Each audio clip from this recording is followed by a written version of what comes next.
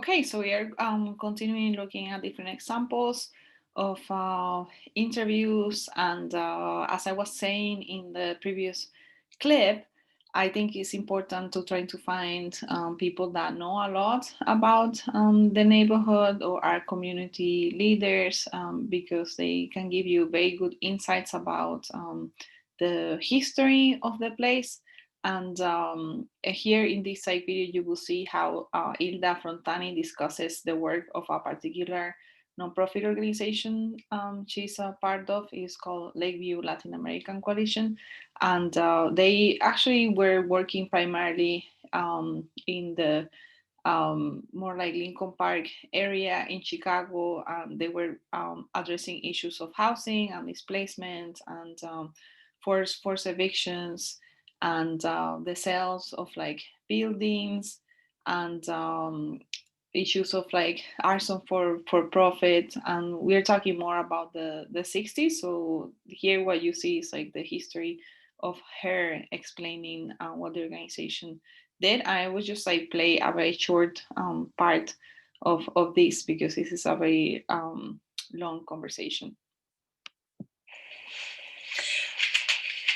With the Lakeview Latin American Coalition, we also had a housing committee that tried to do all the work um, in order to make sure that these landlords, there were many of them were not living in the community, they were not living in these buildings, but and they were running buildings that were, I would say, criminal housing development because many of these buildings had exposed lighting.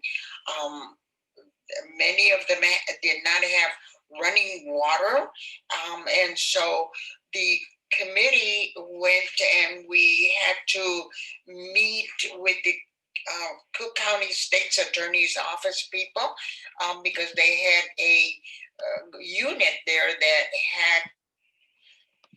So I just wanted to just play a very short part. So you see, she's like talking about something that is like historical and what her organization was addressing. The fact that they started a committee inside of the Lakeview Coalition in order to look at criminal buildings or slum landlords, and just they were advocating for people having running water and not having electrical cables being exposed and those kinds of things.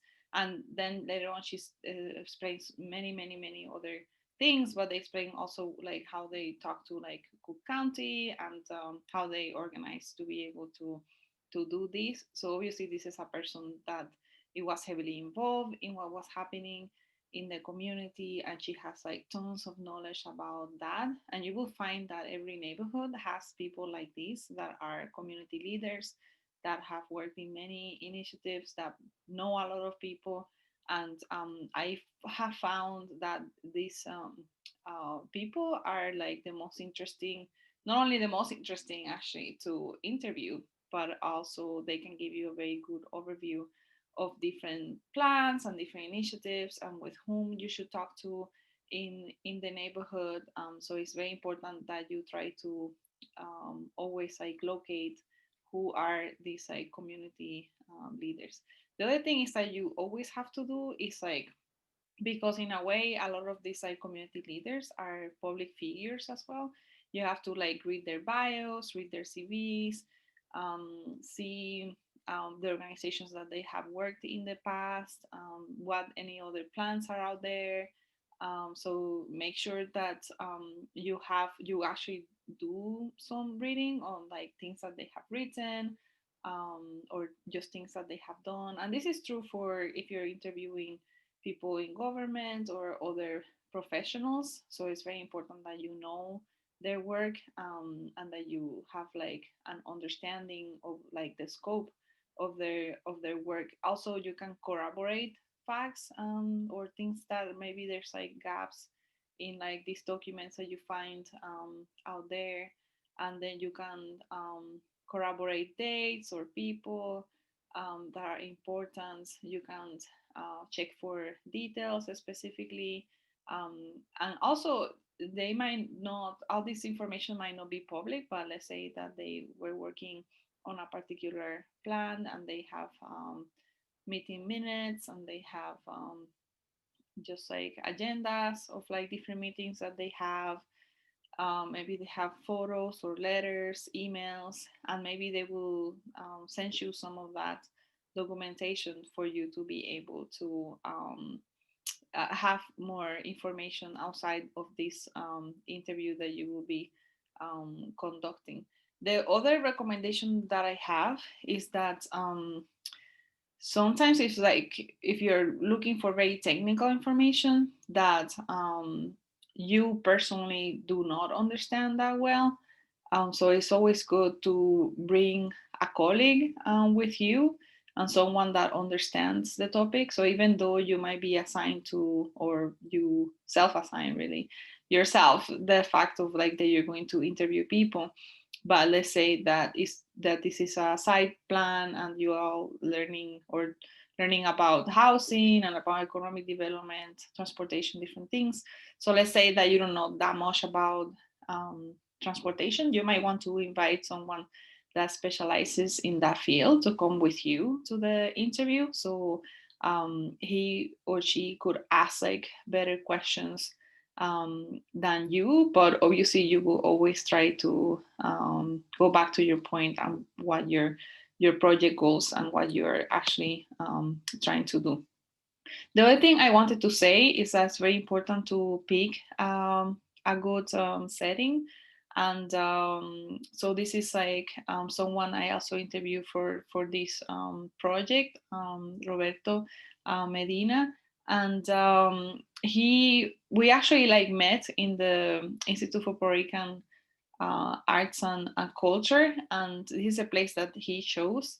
But the room that we chose, it was kind of not, there were like people moving around and people talking, and also like after, I will just play a clip so you can see that he's kind of uncomfortable in this space because he's paying attention to all the things that are happening around him. So he's like find it very hard to like concentrate, and also not only that, but like after, I will just play a little bit, but after or in the middle of the interview, actually he said something about there was like someone there that it was basically like an enemy. So they have different kinds of politics, and he felt very uncomfortable talking about them. But I just play very short part. It's not the part that I was talking about, but so you can see that he is uncomfortable in this space. It's recording right now. Okay. My name is Roberto Medina. I'm better known as Pop Medina in the city of Chicago. And in which year were you born? I was born in Añasco, Puerto Rico. As a matter of fact, I was the only born in Añasco. Everybody else was born in Ponce.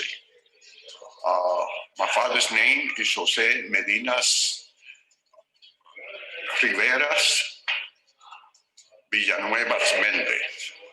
My mother's name is...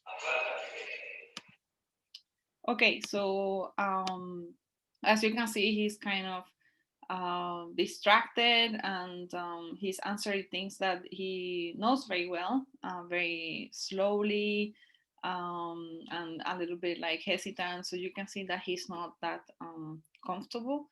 And in this interview, we chose it's another room in the same setting, but it was like in another day because that first like interview didn't go that well. And also I invited somebody else as well to be part of this interview, and someone who um, knew him a little bit better, so he could feel more comfortable as well in this interview. So I'll just play a little bit.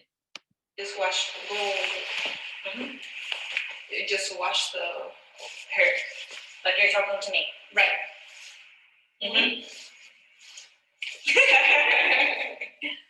You can start at any time. I think she's recording already. Mm-hmm. So if you want to start talking about your experience in the Army? In the Army? Mm-hmm. Well, I was drafted in 1961.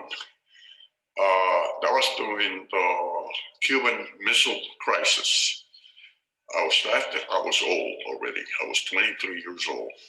And usually the people that get drafted or join the Army are young people, 17, 18 years old. So at 23, I was already. Just watch. Okay, so there I just wanted to mention that again, he's like more comfortable in this space and like relax, and he was like talking in a more fluent way. So you have to be able to know those things. The other thing is that when you like go and visit somebody's office, a good way of like creating rapport is by talking about the different items that are in the office. Maybe they have like children, or maybe they have like a certificate of accomplishments that is related to what you will be talking about, or a book. So you can find ways of like relaxing someone, or building of more like a personal relationship, even if it's like for a little bit, by talking to them about things that they're interested, and at that time they might not be recorded, but you're simply having a conversation, and again creating that informal relationship, and just showing that you're like interested in their work, because you are, that's why you are like um, viewing them. At the same time, you can see what's important to them, in general, but also in this field. Maybe this is why, you know, like community leaders and professionals, so they really care about the topic itself. And you can also ask for photographs or documents that they might have in their office that might be helpful, any reports and things like that. So make sure that always in your interview you can say not only like who else can help me with this topic, but is there anything, any literature that I can read about this particular topic.